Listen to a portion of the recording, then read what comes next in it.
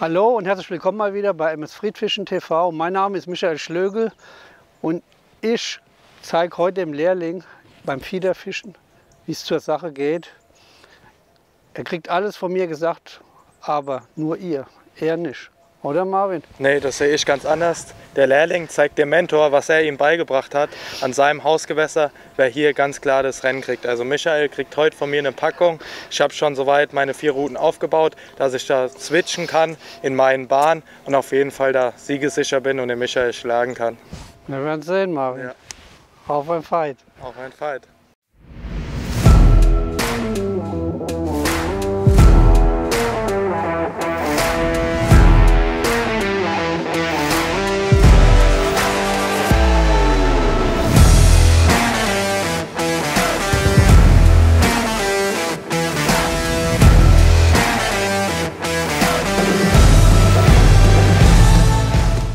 So, Futter sieht gut aus, für klassisch zu angeln und für Method mache ich es noch ein bisschen nässer.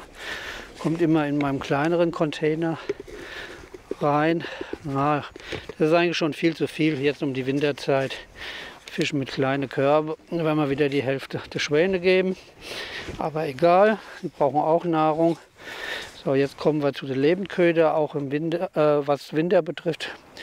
Ist am besten Maden und Pinkies. Ich habe auch ein paar Würmer dabei. Wenn gar nichts gehen sollte, muss ich vielleicht einen Barsch fangen. Und dann brauche ich Würmer auf jeden Fall. Ansonsten in der Session am ganzen Tag tote Maden auf jeden Fall für die größeren Fische. Und vor allem bleiben die auf dem Punkt punktuell liegen. Muss ich die erstmal aussieben. Ich habe jetzt hier Pinkies dabei. Pinkies, die machen nicht ganz so satt. So, die Maden sind jetzt pur, gut gesiebt. Und ich bin ja brüderlich, ich will nicht so sagen, ich mache für Marvin gleich die Portion mit. Er weiß wahrscheinlich nichts damit anzufangen, aber ich mache es mit. Ne? So, machen wir noch ein paar Maden. Maden nicht mehr so viel, auch im Sägespäne vorher drin. Aussieben ist immer ganz wichtig, wenn man sie zum Einschläfern nachher bringt, über die Mimik, über den Maggots lieber. Da darf wirklich kein Krümel oder Sägespan drin sein. So, dann mischen wir da, machen wir eine Mischung. Ja, viele kennen ja das Teil, das von mir entwickelt wurde, nennt sich Maggots lieber. Maden werden Sleeping, eingeschläfert, narkotisiert. Wichtig ist, dass man den engen Durchmesser nimmt. Verschicke oft viele von den Dingern, dann kommen sie nicht zurecht, weil sie das in dem Großen reinlegen und dann passiert es, das ist wie ein Zaubertrick, geht es nicht. Auf jeden Fall muss das pur sein, wird jetzt hier eingefüllt und ich tue es sogar richtig prall füllen. Ihr seht, das guckt schon oben raus und jetzt knirscht das bewusst und jetzt bei meinem, der ist jetzt schon 4 Jahre alt, ich muss jetzt 4, 5, 6, ich muss sogar 25 Mal machen. So abgenutzt ist der jetzt schon bei 4 Jahren, fast jeden Tag im Einsatz. 8, 9, 10, 11, 12, 13, 14, 15, 16, 17, 18, 19, 20, 21, 22, 23, 24, 25. Beim Neukauf reicht locker 15, aber ihr seht, die sind trotzdem nicht vermatscht, obwohl ich 25 Mal rumgemacht habe. Die sehen richtig gut aus. So, und jetzt kommen die in das Sieb hier rein.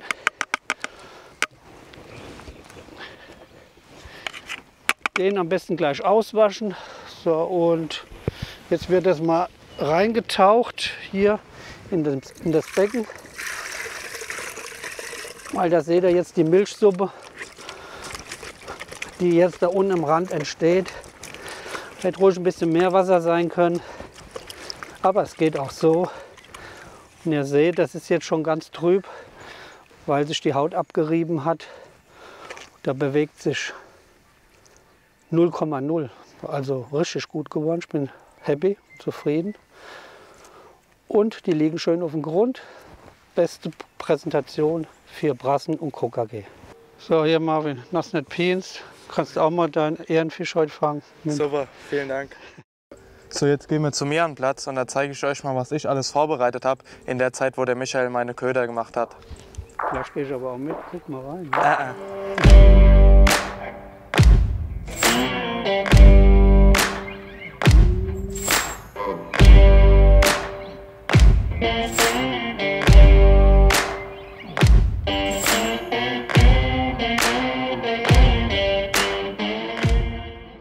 So, ich habe jetzt meinen Platz hier eingerichtet, ich habe meine Routen fertig, meine Klappbox ist fertig. So, und jetzt darf ich nicht so laut reden, weil der Michael hört es da drüben sonst.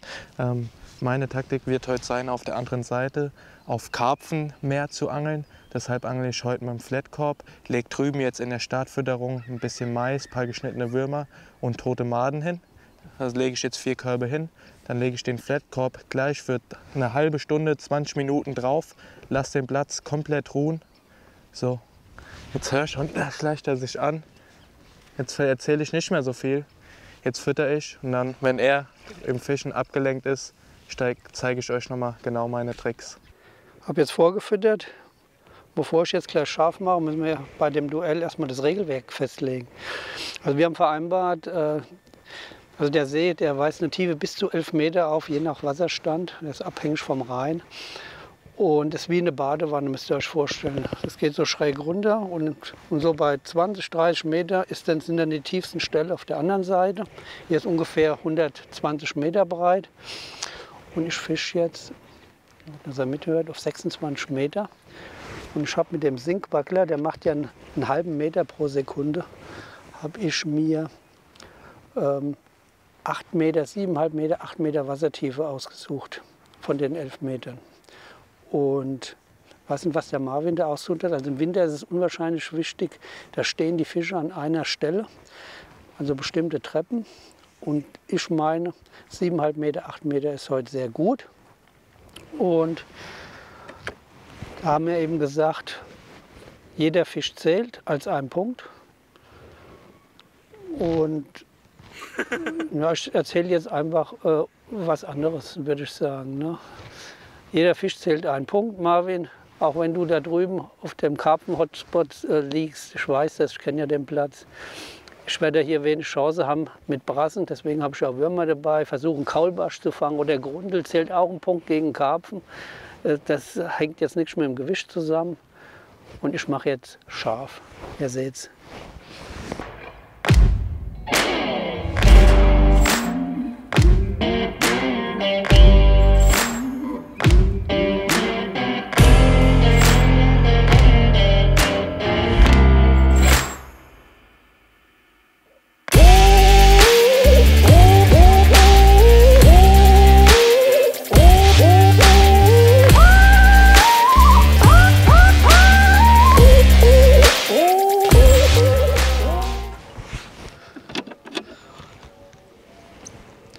Minuten lag er drin. Ich habe mit dem Flat angefangen.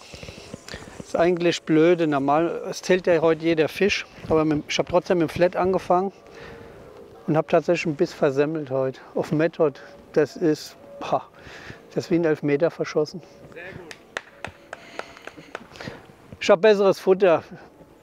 Das heißt, ich kann mich ein paar Mal verwerfen. Die Fische kommen sowieso immer bei mir hin. Marvin. Wirst sehen.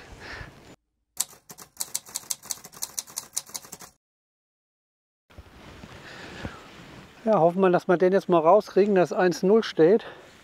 Ich habe wieder den Flat genommen, habe unseren Smiley in Pink drauf. Den habe ich halbiert bei dem kleinen Häkchen, weil ich habe ja den Aussteiger gehabt. Vielleicht hat er den Bogen verstopft.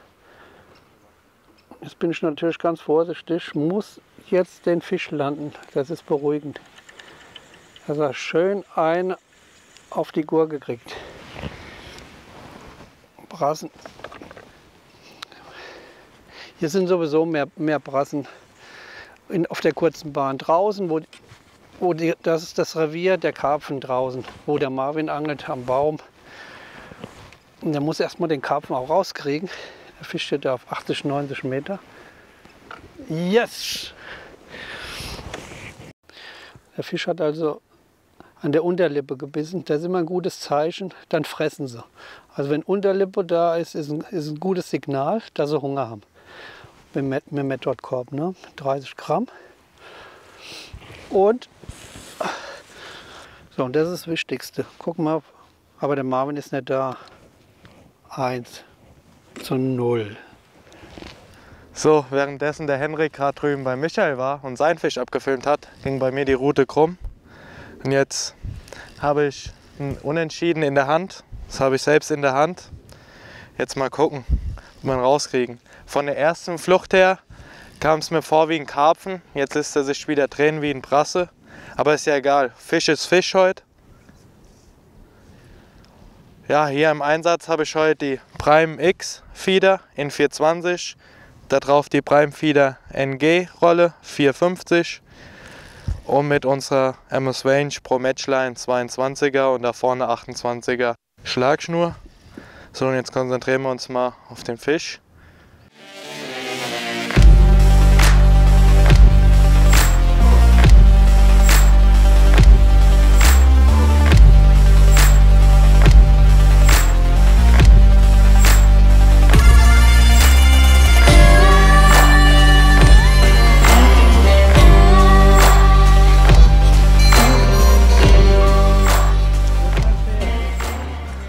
Du gibst den richtig Schnur und lässt ihn schön bei mir auf dem Platz aufkommen. Ja, ja. Du verfolgst mir die Fische, ne? So, dann kommt er langsam bei. Jetzt muss ich tatsächlich mal von der Kiepe. Schöner Spiegelkarpfen. Oh. Ist schon bald der Kescherkopf zu klein.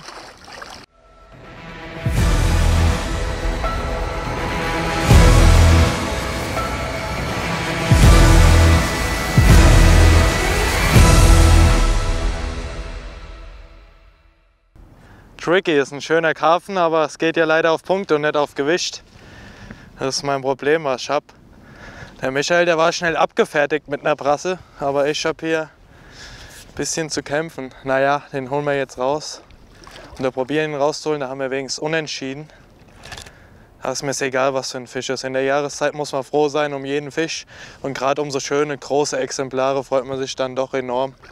Auch wenn es hier zwar heute nur auf Punkte geht.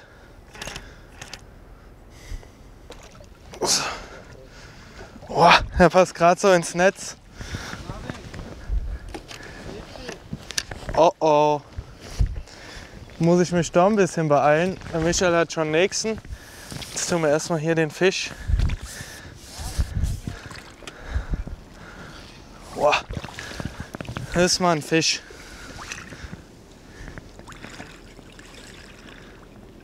Aber jetzt muss ich Gas geben. Der Michael drillt da schon den zweiten. Kacke! So, ich bin jetzt am Drillen. Marvin hat auf 1,1 gezogen. In der Zeit beim Zuschauen bei seinem prächtigen Karpfen ging bei mir die Route rum. Und zwar Stoppuhr, ja, so 8 Minuten. Das ist ein gutes Zeichen. Zwischen 8 und 10 Minuten bekomme ich jetzt einen Biss. Da habe ich ein Zeitgefühl und dann weiß ich, dass ich gut liege und kann immer so nach 10 Minuten jetzt schon reinholen. Die Uhr habe ich auf 20 Minuten gestellt. Hier Marvin, da siehst du mal einen richtigen Kescherkopf. Du bist nämlich nur Anfänger, du weißt gar nicht, dass es hier so große Karpfen gibt mit deinem Babynetz. Ich fange zwar nur Brassen, aber der ist mein, 2:1.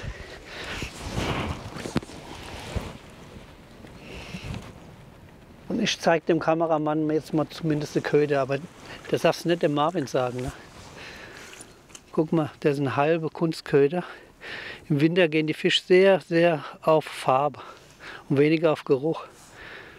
Und das ist der Bringer. Aber musst du innehalten, ne? Nicht rübergehen gleich. Da ist er. Da steht jetzt schon eine 2, bei Marvin eine 1. So, jetzt konnte ich ja meinen schönen Karpfen landen, etwa so 6, 7 Kilo rum. Aber in der Zeit hat der Michael auch schon wieder eine Brasse gefangen. Das heißt, ich muss weiter Gas geben. Kann mich da definitiv nicht raus beruhen. Was ich sagen wollte, das war jetzt mein erster Wurf mit dem Flatkorb drüben. Nach 20 Minuten, wie ich schon vorhin angekündigt habe, genau nach 20 Minuten hat der Karpfen gebissen. Das könnt ihr euch mal merken. So alle 20 bis 30 Minuten sollte man beim Karpfenangeln liegen lassen. Jetzt gerade in der Jahreszeit. Wenn es wärmer wird, kann man natürlich den Rhythmus erhöhen. Aber ich sag mal, für die Jahreszeit seid ihr mit dem Rhythmus gut gewidmet. Kleiner Tipp von mir.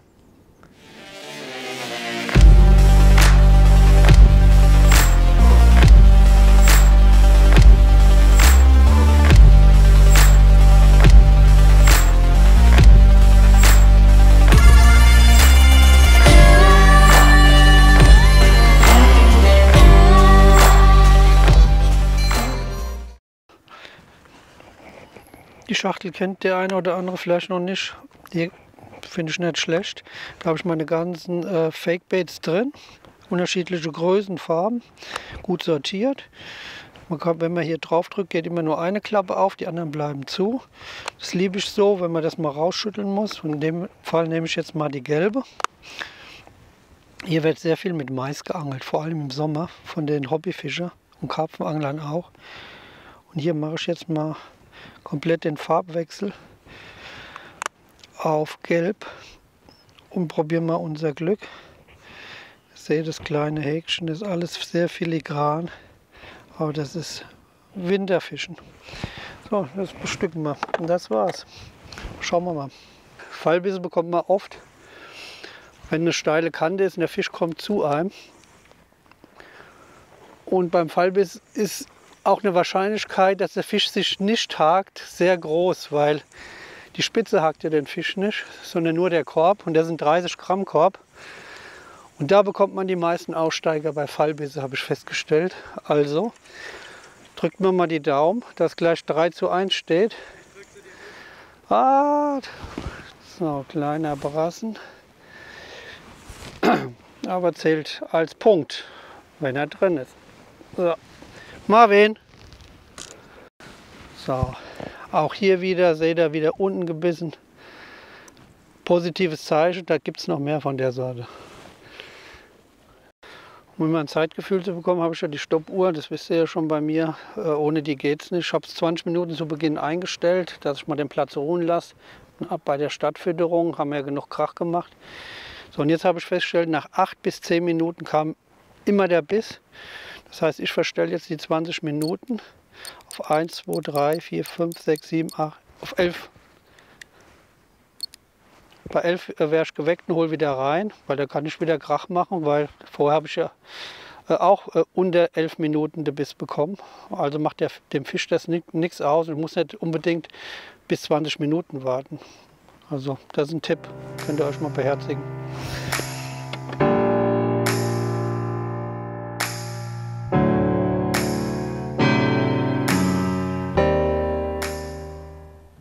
Nächste Fisch im Drill. Jetzt ziehe ich den Marvin vielleicht davon. Dann wird es dann 4:1 stehen. Im Gewicht komme ich natürlich nicht hin, aber zum Glück haben wir es ja so gemacht. Aber noch ist er nicht im Netz. Alles kleine Häkchen drauf. Aber die Rute puffert gut ab. Ich habe da die neue Kasten 3,30 Meter im Einsatz. 26 Meter, Wurfgewicht bis 45 Gramm. Aber habe auch schon 60 Gramm geworfen. Das ist ein geiles Ding. Wirft vor allem weit, aber bei 26 Meter schnickt man ja nur raus. Die wird ja gar nicht gefordert, die Rute. Habe hier monophile Schnur drauf, bei Method immer. Außer es ist mal Krautbewuchs, der Fisch auf Brassen auch mal mit geflochtener. Aber sonst alles auf Stoßdämpferfunktion abgestimmt, weiche Rute. Monophile Schnur mit Dehnungskoeffizient.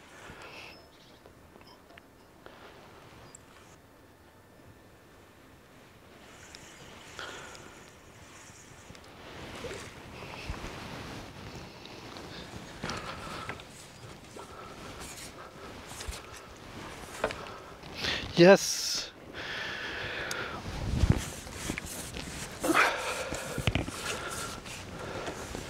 Wieder eine 12 bis 1500 Gramm.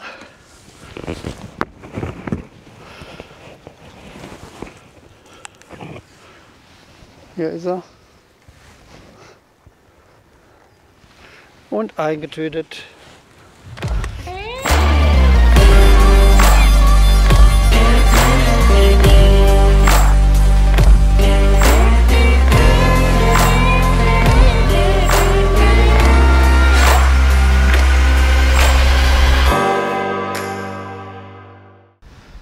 So, jetzt habe ich hier meinen zweiten Fisch endlich mal im Drill, nachdem der Michael 4 waren es, glaube ich, schon jetzt fangen konnte.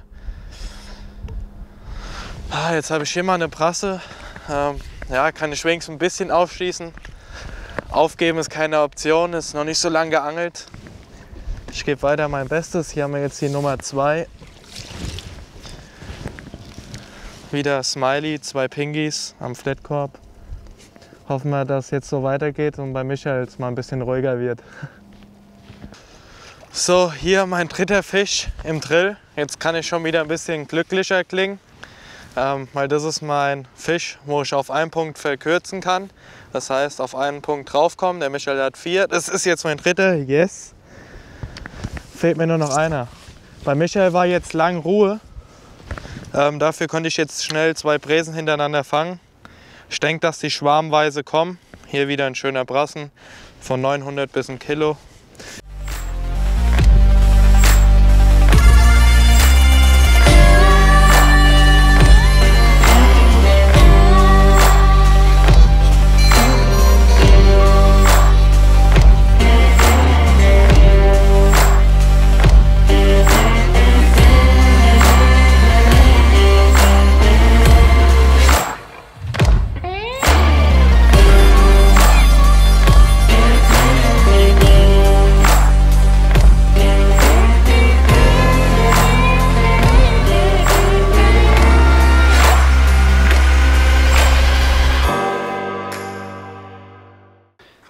So, mit dem 10-Minuten-Takt, das ist jetzt auch wieder vorbei.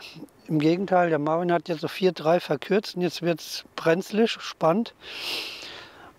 Ich muss irgendeinen Fisch fangen, wenn es ein kleiner Fisch ist, dass ich wieder 2 Punkte Vorsprung bekomme. Ich wechsle jetzt auf die klassische Methode, auch auf 26 Meter abgelenkt, Freilaufsystem. Warum Freilauf? Weil dann kann ich besser den Biss lesen. Ich fische auch oft eine 13,5er Montage. Seht ihr auch unten in der Videobeschreibung oder in der Infokarte ist der Hinweis, wie die aussieht. Aber die 13,5er Montage hat auch manchmal Nachteile, wenn die Bisse, sag ich mal, die kommen zu hektisch. Und dann nehme ich lieber gern den Freilauf. Und da fische ich auch jetzt gleich mal ein ganz langes Vorfach, habe 2 Schwimmmaden drauf, ein kleines Häkchen. Das heißt, ich nehme die ganze Schicht, bis der Köder zum Grund geht. Wenn da sich Fische aufhalten, ist das tödlich mit Schwimmmaden und hoffe, dass ich da gleich einer wieder landen werde. Mal gespannt. So, eben beim Kaffee trinken habe ich einen Fallbiss bekommen. Da muss man jetzt aufpassen, weil die Fische sind immer schwer rauszubekommen. Da habe ich schon oft gehabt, dass mir die Fische ausgestiegen sind. Aber was noch geiler ist, der Fisch kann mein Unentschieden hier zum Meister sein. Jetzt müssen wir gucken, dass wir den rauskriegen. Ich habe Kaffee getrunken. Okay. Hier, Ein Schluck da. ein schöner Kaffee, ja, kannst du haben. Ich habe was für dich nachher, kannst du mal gucken. Guck ich mal. Jetzt muss ich erstmal hier den rauskriegen. Auf, weil das ist unentschieden. Ab, ab. Boah, Karpfen, ein kleiner Spiegelkarpfen. Ja, grün sind die Karpfen, nee. Ja, aber Bräsen hatte ich jetzt auch schon. Ja. Zwischendurch mal ein Karpfen, das ist ein kleinerer Karpfen. Ulkig normalerweise, dass die reinschwimmen. Naja. Yes!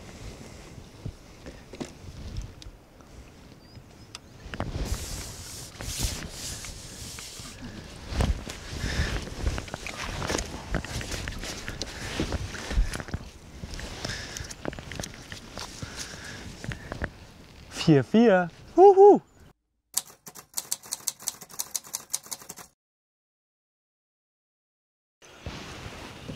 Fünf Minuten liegt er drin und beim Eintreffen mit dem langen Vorfach hat man schon gesehen, dass Fisch da ist. Ich war eigentlich sehr unzufrieden. Warum? Weil da kamen nur kleine Bisse und ihr seht, das ist jetzt der kleinste Fisch mit der klassischen Montage, mit dem Freilauf. Und Method selektiert doch größere Fische anscheinend. Mit dem langen Vorfach hier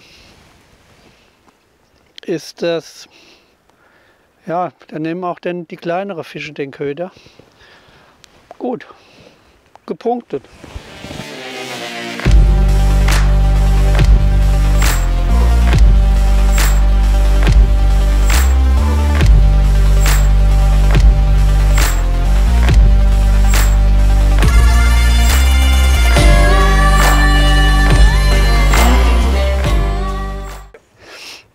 Wenn ich den rausbekomme, steht es dann 6,4. Ich bin wieder auf Method zurückgegangen.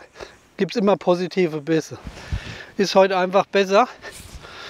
Es sind ja sowieso nur Brassen da und keine kleinen Fische. Boah. Und steht jetzt 6,4. Der Marvin, habe ich festgestellt, der hängt immer nur am Kaffee, weil der hat ja den einen Fisch auf Kaffee gefangen. Aber der trinkt nur Kaffee, der passt nicht auf, wenn die Spitze rumgeht. Großer. Guck mal, der ist sogar schon los, extra zum Zeigen, parat. Ich muss keinen Haken abmachen. Ja, Glück muss man haben im Leben, Marvin. Ja, das ist richtig. Aber bei dir ist auch viel Können dabei, das weiß ich. Naja, gut, ist noch nicht fertig, ne? Du weißt immer, zum Schluss werden die Toten gezählt. Richtig. Aber ich zeig dir jetzt mal, was ich drauf habe. Komm, guck, siehst du, einen halben und eine Schwimmmade nimmst du mal mit. Schwimmmade drauf auf dem Flat. Die habe ich heute Morgen nicht bekommen. Hast du nicht nachgefragt?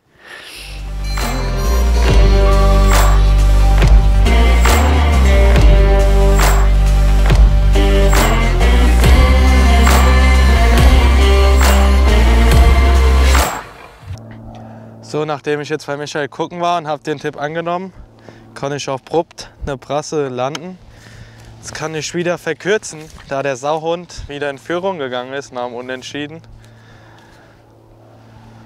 So, da steht es jetzt 5:7, noch 2 Fische.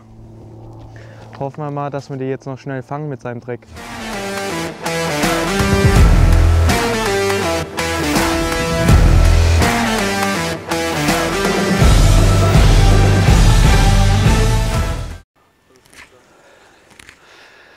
Ja, seit langem mal wieder einer. Das sind jetzt nörgelig, die Fische. Warum auch immer. Ich habe nicht viel Lebenköder nachgelegt, aber die sind nicht in Fresslaune. Ah, da hat er mir den Dumble runtergeholt. Ich habe jetzt am Haar, aber alles Brassen, kein Karpfenbiss. Das war vorauszusehen. Hier hat er mir den Dumble, also hier ist das Bajonett. Ich fische gerne mit dem Bajonett. Und das ist jetzt im Wasser.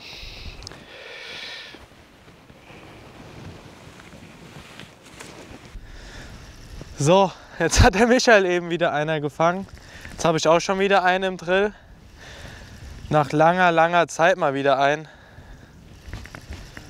Ja, wieder ein richtig ekliger Fallbiss. Hoffen wir, dass wir ihn rauskriegen.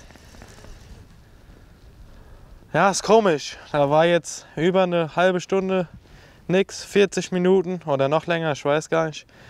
Und auf einmal beißen wieder 2 Stück in Folge.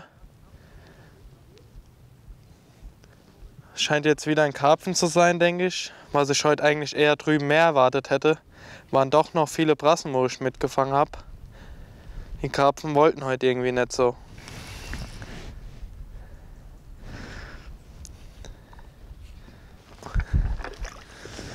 Yes, 6:8. Sind aber immer noch 2 Fische. Irgendwie werde ich diese 2 Punkte nicht los. Ich kann zwar immer aufschließen auf die 2.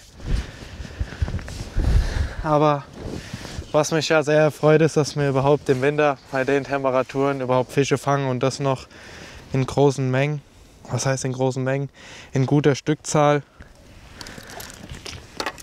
Und hier wieder wunderschöner Karpfen. Das macht auch Spaß um die Jahreszeit.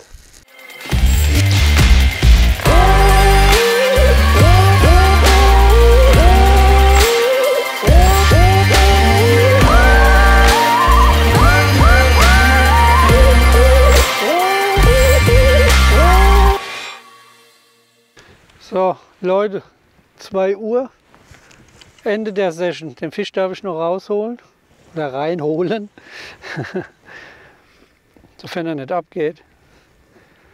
Und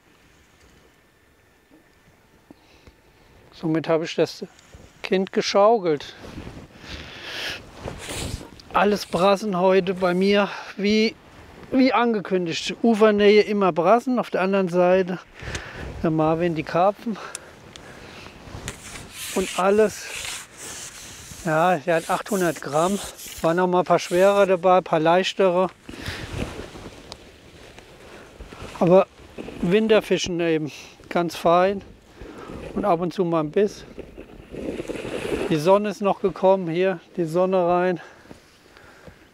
Das ist der Abschlussfisch von heute. Zum Schlussfazit, der Alte hat gewonnen, was soll ich sagen. Der Mentor hat gewonnen, die Sonne ist jetzt rausgekommen, wir haben aber gesagt bis 2 Uhr. Haben eine gute Fight gehabt, Marvin, ne? Ja. Gut, 10:6 ist deutlich nach Gewicht, aber ich weiß ja was, ich mache die Regeln. Es war nach Stückzahl ausgemacht. Nach Gewicht hätte er mich locker geschlagen, aber darum ging es ja nicht. Und ja, Marvin. Ja, wir hatten unseren Spaß, waren noch mal draußen im letzten Jahr, schönes Wetter genossen. Aber ich konnte dafür die schöneren Fische überlisten. Das sehe ich so mit positiv. Ich sehe hier jetzt gerade nichts negativ. Immer das Positive sehen. Und ja, dann würde ich sagen, bis zum nächsten Mal. Nee, noch nicht bis zum nächsten Mal. Ich wollte ja noch was überreichen. Wenn nichts geht, Marvin, guck mal. Dann kriegst du von mir das hier überreicht. Lest das mal da unten. Beißt nix Bier. Na, also, Hättest du mir aber schon früher geben können. ja, ich habe es bis zum Schluss aufgehoben. Aber habe ich schon das nächste Match im nächsten Jahr. Danke. Jo. Tschüss. Tschüss, bis zum nächsten Mal. Ciao. Ciao, ciao.